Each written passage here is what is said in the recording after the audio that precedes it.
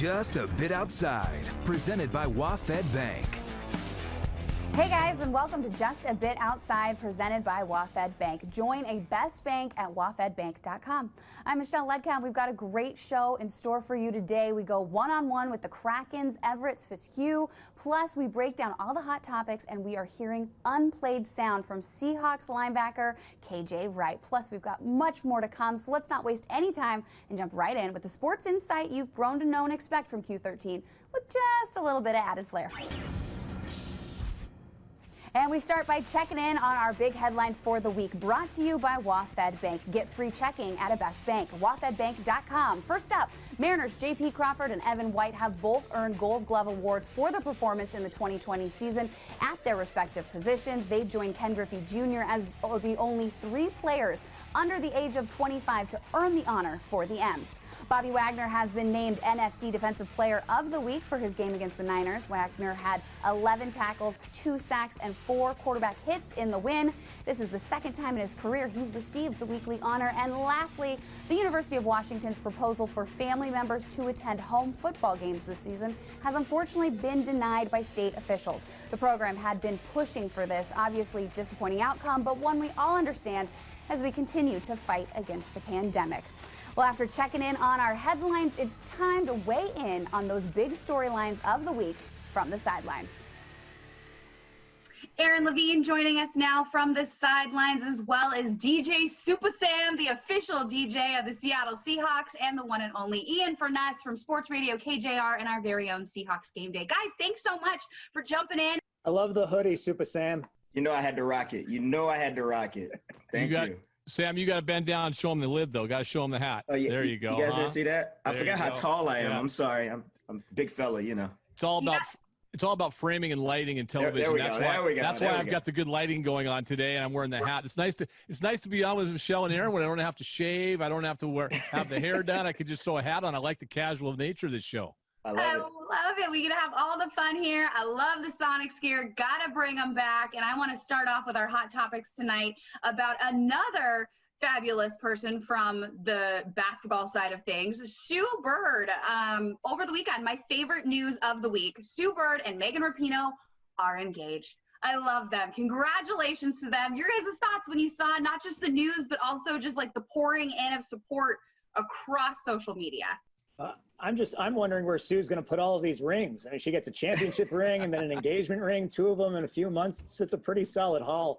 Listen, I'm sure Ian and Michelle will agree with this, but you can't find a better, more engaging, no pun intended, personable person than Sue Bird. And I haven't had as much interaction with Megan Rapinoe, but Sue is by far one of my favorite athletes to interview. The fact that she has found happiness is outstanding. I think the biggest question here, though, is who's the bigger power couple, Sue and Megan or Russell and Sierra? And I'd say gold medals and a number of championships give Sue and Megan the edge, but how do you handicap Grammy Awards and American Music Awards? And then you got the ESPYs in there also. Yeah, that's a tough one. I'm going to stay out of that one. But I will say, you know, I have a daughter that's, you know, obviously an aspiring basketball player, man. And Sue Bird is, you know, her favorite player, man. So when I heard the news, I got to say I was actually a little embarrassed because am I the only one that thought they were already married? No, you're not. Sam, you're not, because you know what's awesome, though, is because that was the first thing that I thought of. I saw on our emails and the news came out on Friday, I think it was. And when I saw that, the first thing I thought of was I thought they were already married. And the best part about that is I thought, and this is honestly, and this isn't to diminish the topic, to me, it's no big deal. But that's a good thing because that's where we are these days, at least in our city, in our state, and where we are in our climate, that I didn't bat an eye. I didn't think anything of it other than, wow, they weren't married already, but they're getting married now. Good for them. And that's awesome because we've finally gotten to a point in some things in this country where that type of news to some, outside of the fact it's a power couple, it isn't really news. It's just great. And as far as the ring, Aaron, I think she has to wear that one. That's last I checked. I think that one you have to wear every day. I think you're right. But see, I want to know, DJ Supasam, if you're going to try and get in there and be the DJ for the wedding.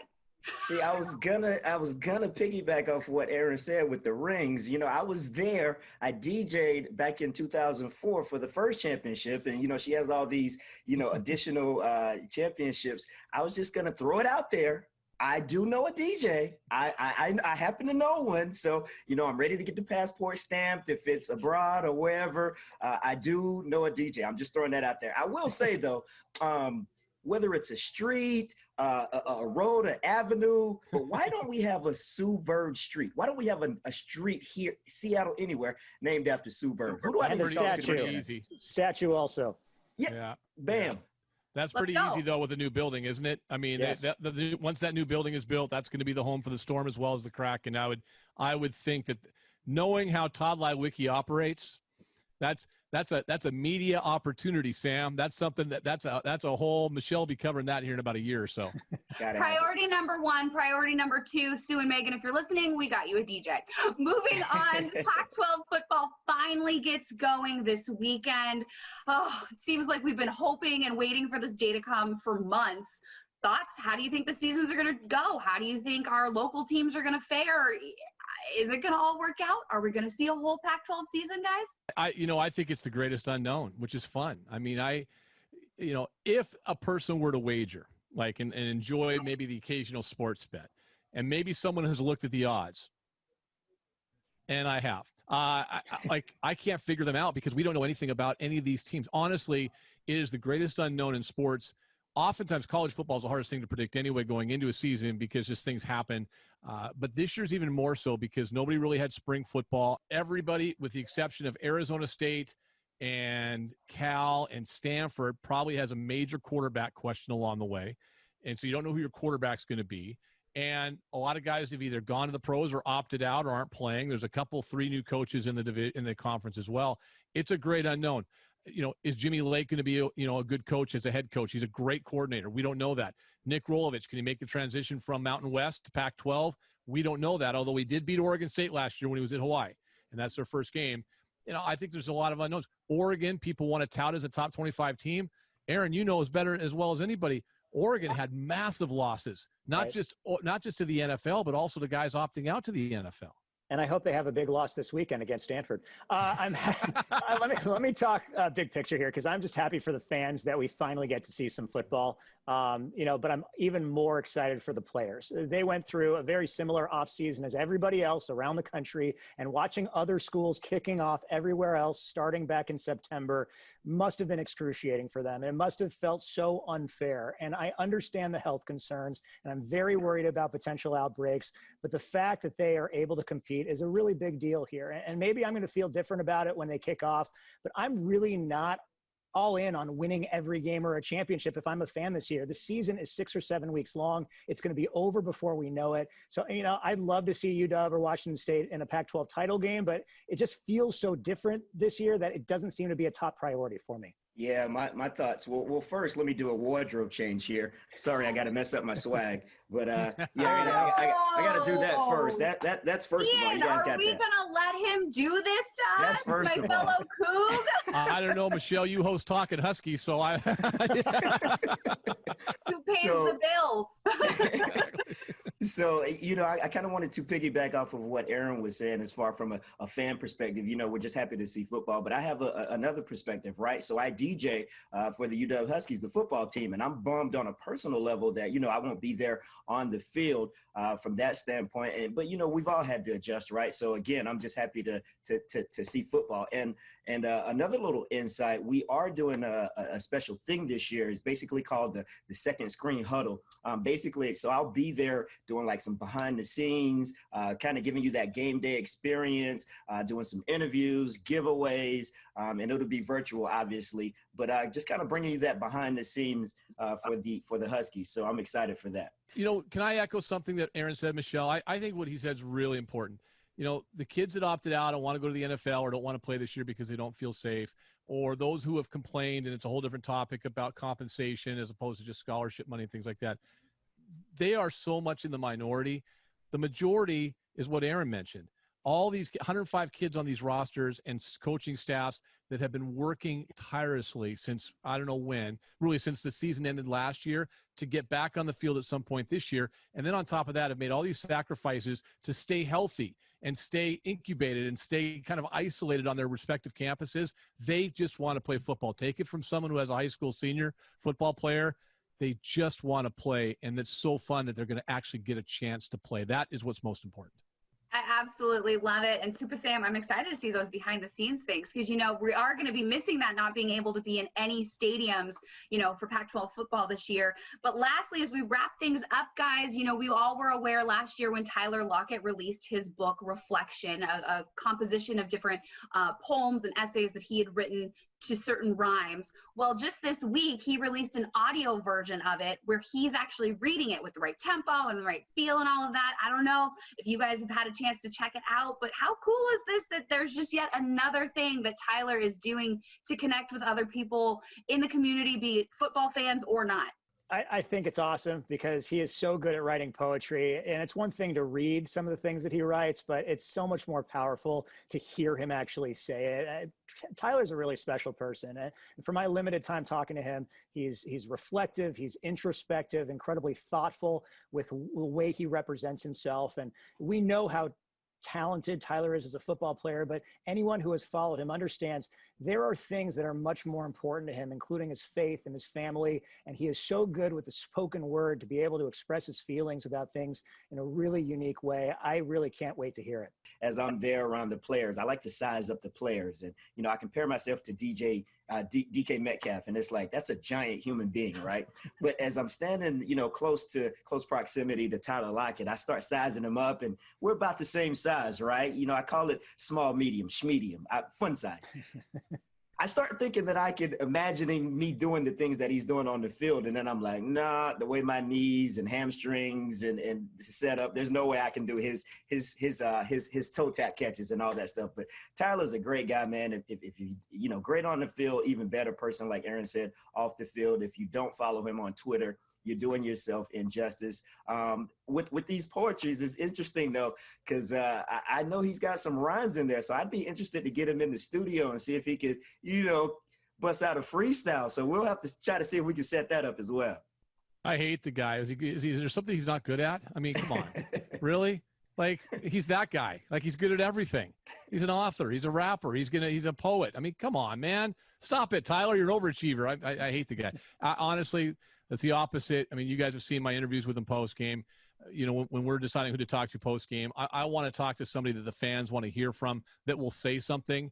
And everything Aaron said is right. He's very thoughtful. He's also very articulate, and he has opinions. And he's one of my favorite Seahawk game day guests. He's one of my favorite guests, period, on the radio or television, because he'll tell you something, and he'll tell you something from the heart and from the mind. And he's one of our treasures here in Seattle, no doubt about it. And one of the best things about all of this with his book, both, you know, in print and in audio, is you said it's from the heart. He's sharing a piece of who he really is. And it's so fun that us as fans get to kind of go along for that journey. Well, guys, that wraps it up for today. Unfortunately, that we've got to get things going. But thank you so much for all of your hot takes from the sidelines as part of Just a Bit Outside. DJ Supasam, Ian Furness, and Aaron Levine. Really appreciate it, guys. Now, I'm so excited about this next guest here on Just a Bit Outside. He's made history becoming the first black announcer in the NHL as Everett Fitzhughes joins the Seattle Kraken as their team broadcaster ahead of the team's inaugural season of 2021. I caught up with the Detroit native earlier this week, and he tells me moving to Seattle is a dream come true. Everett Fitzhugh from the Seattle Kraken, thank you so much for joining Just a Bit Outside. We appreciate you taking the time today. Thanks for having me. I'm excited. I'm honored to be here. Thank you. And of course, welcome to Seattle, our newest Seattle resident. Thank you very much. It's been a little over a month now, I guess, maybe almost a month now. And I love it. I mean, this town, the city's been so great. I have a little bit of history with Seattle. I've got some family who live up here. I've got a few cousins, but the last time I was in Seattle, I was 9. And then the time before that, I was 5 months old. So it's been a while. So I like to tell people I've always had a little bit of an affinity for the city. I went to a Tigers-Mariners game in the old Kingdome back in '98. So I was a big Griffey fan growing up. I was a huge Sonics fan in addition to all my Detroit teams. So I've always said that I could see myself living here in Seattle. So it's really, really cool to make that dream become a reality, so to speak. Well, and Seattle sports fans will be so happy to hear all of this, that you're already one of us. You've been rooting for our teams from the beginning. That's so exciting. It's almost like all of this was meant to be. You know what? So it's funny you say that, because my fiance and I, we manifested a lot. We kind of put a lot of positive vibes in the air, and we actually took a road trip last summer. One of our best friends lives down in Portland, so we decided to take a little cross-country trip from Cincinnati to Portland. We ended up staying downtown. We came through Seattle for about a day and a half, stayed at a hotel downtown, and we were on the patio, rooftop patio for breakfast one morning, and we're looking out at the city, and I said, you know what, I could see us living here, and she was like, yeah, this city's amazing, like I can totally see us living here. This would be a cool place to live. And this was before the Kraken was an inkling in anyone's eye, right? So I turned to her and I'm like, well, there is an NHL team that's coming here. You never know. Maybe one day we'll end up in Seattle. Who knows? Fast forward almost 12 months later, like about 11 months to the day almost, we're on that same rooftop at that same hotel getting ready for my in-person interview with the Kraken organization. So I'm getting goosebumps right now thinking about it. When I was sitting there on earlier this year, I said, wow, I cannot believe we're here again. So again, a lot of meant to be seems like has gotten me here to the Emerald City. You just gave me chills. I love all parts of this. That's so fun. Now, I mean, obviously there's been your story has been covered remarkably, as it should be. I mean, making history, not just with the hire at the Kraken, but everything you've done with covering professional hockey over the last decade. How did you get into hockey? Did you grow up playing? Like, what made hockey kind of stick out as, of all the areas of sports broadcasting you could go into, what pushed you down that path? You know, growing up in Detroit, for folks who may not know, I mean, you're going to find out once the Kraken start playing. Detroit is affectionately referred to as Hockey Town. So growing up in Detroit, you're predisposed to hockey. And for me, in the late 90s, the Red Wings went to the back-to-back Stanley Cups. They had that great rivalry with the Colorado Avalanche, and the Red Wings were on all the time. They were a good team. So being in Detroit around that time, when every other team in the city was going through some lean years, the Red Wings were one of the best teams in the NHL. So being able to watch that team develop and win, that did a lot for me to get me into hockey. And I really became a hockey fan in the third grade. All my friends were hockey fans. And when you're in third grade, you want to fit in. Everybody likes hockey. So fine, I'll go home and watch a hockey game so I can talk about it tomorrow. And I went home and watched a Red Wings and Oilers game. And that's when I became a fan, because I noticed they had two black guys, two black players on the team, Mike Greer and George Larocque. And I remember running around the house. And for me, it was so cool, because a sport that's, stereotypically, historically a white person's sport, to see two, people who look like you performing at a high level, that was so inspiring and so cool to see. That's really what got me into hockey, watching those Red Wings teams growing up, seeing, being able to be inspired by two black players on the ice. And to this day, still a hockey fan, and the passion really for broadcasting developed in college. And was there ever a moment for you kind of growing up where you realized, like did you feel like a deeper calling that this was your mission to set out to do, to break these barriers and to lead the way in diversifying the sport? I honestly, not really. I think for me, I always wanted to work in sports. I never knew what I wanted to do. And it wasn't until I got to college that I found play-by-play. I didn't even know that play-by-play was an option. For me, I was going to be Stuart Scott. I was going to be sitting behind the Sports Center desk, as cool as the other side of the pillow, and streamed into millions of homes every night. And it wasn't until college that I found play-by-play and fell in love with that area of it. But as far as the whole trailblazing conversation goes, I don't think that anyone ever sets out to be the trailblazer, but I feel like if you ever find yourself in that position to help inspire a generation and new fans, I think you're responsible to take that on. I didn't have a whole lot of those positive Black influences in hockey growing up. From a media perspective in hockey, weren't a lot of folks who looked like me on TV. So for me to be able to be in this position, and if there are any other young Black kids coming up, that is really, really cool, because a sport that historically hasn't had a lot of underrepresented populations in it, to see more Black people getting into the media side, to the playing side, even becoming fans, that is something that's just so cool to see. And I hope we're going to get more of that. Absolutely beautifully said. It's so fun to see someone who's so clearly living their passion and their truth and inspiring others in the process. And we're so lucky to have you here in Seattle with us with the Kraken. Earlier in life, you've been out to visit. But now as an adult, calling it home, like, are you starting to get used to your neighborhood? Are you starting to find any favorite restaurants, stuff like that? Yeah, so we actually very safely and very socially responsible. We have done a little bit of sightseeing and exploring, and we've gone through Ballard quite a bit. We've put our masks on and have walked around downtown in Pike's Place just to kind of get a feel of the town. And I remember going through our interview process, and I was telling Todd Leiweke when he interviewed me, I said, you know what, this is home for us now. This is going to be 15, 20, 30-year move. You know what I mean? So I'm hoping this is a forever move. So we have been really, really making sure that we're getting out and exploring the town and getting to know our new home. And, this is home for us now. So this town is fantastic. And every day there's more that I'm discovering on Twitter. I'm discovering online. I watch all the news programs, and I have a whole notebook of, we got to try this restaurant. We have to go this place. We have to go here. So, we're really, really excited to become a fully ingrained in this community and in here in Seattle. What's been your favorite thing so far that you guys have been able to discover or take part in? Ooh, you know what? So she is a really big coffee fiend. So being able to discover a lot of the different coffee shops around here. So being able to find how many ways you can do a cappuccino or a latte.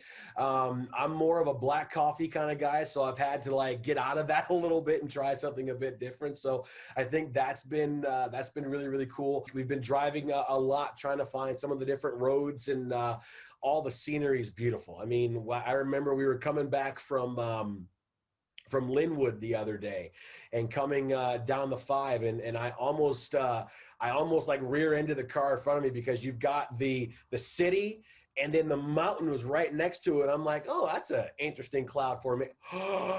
That's a mountain, man. I was like, I better pay attention to the road. So being from the Midwest, where, how tall can you get your stalks of corn? That's kind of what I'm used to. So being able to be in a place with beautiful scenery and mountains, and, I think just being surrounded by the beauty, in addition to the coffee shops, those are the two things that I've been enjoying the most about being out here. And hey, I'll let you in on a little secret. Almost every Seattleite has almost rear-ended someone on I-5 right there, seeing that same view. It gets me every time. Every time. It's so beautiful. It's so beautiful. It's so beautiful. Have you been able to connect with the athletes or anybody on any other teams, or be able to kind of get involved at this point in time? So you know what? Actually, I've reached out and just met up with Dave Sims, the broadcaster for the Seattle Mariners.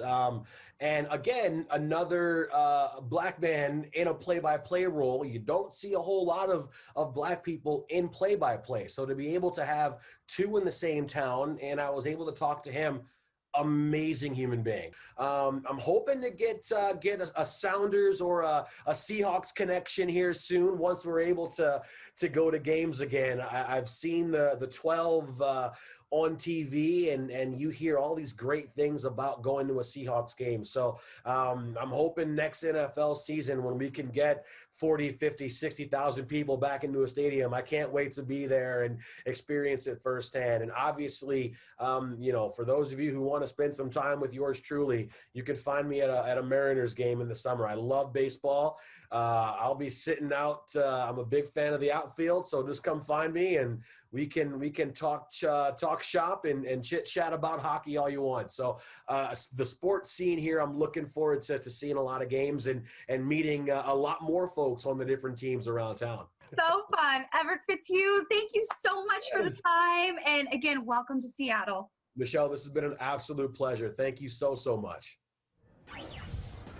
Aaron Levine joining us now. And Aaron, I cannot say enough good things about Everett. It was such a joy to talk to him, to welcome him to Seattle. And I love how many Pacific Northwest ties he actually has, because you don't see that every day. It's very almost like serendipitous. No, absolutely, Michelle. And I need to know the name of that hotel with that rooftop patio, because I need to check it out sometime. I love the fact, by the way, that Everett has really made this his home. They've been exploring the area. Speaking of Dave Sims, I lived in the same building as Dave Sims the first couple of years that I was in Seattle. We lived 2 blocks away from the Space Needle, and it took me 2.5 years to get to the Space Needle. I was right there. And so the fact that he's taking advantage and exploring the city while he can is a really good thing. Absolutely. And I'm sure he's open to any suggestions that any of you guys out there would have. Just find him on Twitter. If you've got a hot spot in Seattle, you need to check him out. I know I gave him a couple of restaurant suggestions myself. Nice. Yeah. Well, Aaron, we know what time it is now. We've got this week's Emerald City Extras, sounds from press conferences and interviews that didn't make the cut in our sportscast, but they're just too good not to air. First up, we've got Sounders head coach Brian Schmetzer on how this season may have an asterisk, but it seems to mean so much still to his team. Look, I read some stuff on somebody's website or blog or something that, everything's going to have an asterisk on it, and, everything this year, blah, blah, blah, people's comments, Greg Vanny's comments. Look, everything is. This year, everything is going to have a little bit of an asterisk in it because it's 2020. But that doesn't diminish the fact that the teams that competed well down in the bubble, I have to give credit to Portland. They won that tournament fair and square, and that was hard. They had to stay an extra, 3 weeks in the bubble without their families and everything. Kudos to them. And if Philadelphia goes through when everybody was anointing Toronto as the eventual Supporters Cup or not Supporters Shield winner, Philadelphia, kudos to Jim Curtin. Job well done. And the team that wins the MLS Cup in 2020, good for them. The Lakers celebrated an NBA title the same way. The Dodgers celebrated a World Series win the same way. The Storm celebrated a WNBA title the same way. This is no different. It is a very unique year, of course, but does the championship mean any less the ultimate champion of Major League Soccer? Absolutely not. And what I love most about that soundbite is that we could show you literally what Aaron and I are working with these days with all of our interviews over Zoom. A big shout out to Masvita, who was the reporter that popped up there. We're just on Zoom calls like all the rest of you guys out there. Basically. Yeah. Well, next up we hear from KJ Wright of the Seattle Seahawks. Anyone on social media who follows any of the players really from the last 5 to 10 years knows that these guys are more than just teammates. They're best friends, brothers, and Seattle is their home. It's cool, and it's like we did it all together. Like we all got married around the same time, had kids around the same time, and for those relationships to stay is just it's even more fun. I was just hanging with Cliff virtually this week, and so chill. we all friends, man. We got a special bond, and I can't wait to see what the future holds for us. You see guys like Cliff still being in the community. And so stuff like that inspires me, for him to be the legend of the year. And that stuff is really cool. And so I can't wait I can't wait, but when I do retire, I'm going to definitely be that person that's still involved in the community, coming around to the football games and just enjoying life. And really savor this time that we see with KJ Wright. He's in his 10th season. He's only getting better with age, but there are a couple times that it didn't look like KJ Wright was going to be coming back to the Seahawks. And fortunately, we've been able to bring him back to the team a couple of times. And the fact that he's making the most of spending time not only in Seattle with his teammates, but his former teammates as well. And those bonds will never go away. It's fantastic to see. And I love that he caught himself there, like being like, oh, well, I can't wait. Well, actually, I can, because I'm sure he's in no rush to retire whatsoever. But it's really cool that they've really made this their community, you know, and I think that's something that's really special with the Seahawks. Well, that does it for the Emerald City Extras this week. You really never know what you're going to hear, so make sure to come and tune in for this next week for a little bit more of these fun little nuggets. Next up on Just a Bit Outside, it's trivia time, and our very own Aaron Levine is currently 2-0 in our new segment On the Clock, where we pit viewers against our trivia master. So with the help of Jessamine McIntyre, here we go again with On the Clock. And it's now time for On the Clock, where a viewer has a chance to beat me in a trivia challenge. Today we've got Brad Burns, who hosts the Truth in Basketball podcast with former Sonics head coach George Karl. Brad, tell us about the podcast. So we started Truth in Basketball last year, kicked off season 2 a few weeks ago. And we also have the Sonics Forever podcast, which is now in its 4th week. We just had Detlef come on. We got Lenny Wilkins next week and some fun guests coming up. Sir Mix-a-Lot, Steve Scheffler, Gary Payton too. So it's been a great time. Wow, what a guest list. Where can you find it online? You can find it on Apple Podcasts, Spotify, Stitcher, Google, iHeartMedia, anywhere you get your podcast. Yeah, also, so SonicsForever.com. That's our website. Basically anywhere on the interwebs. I love that. So here's how this works.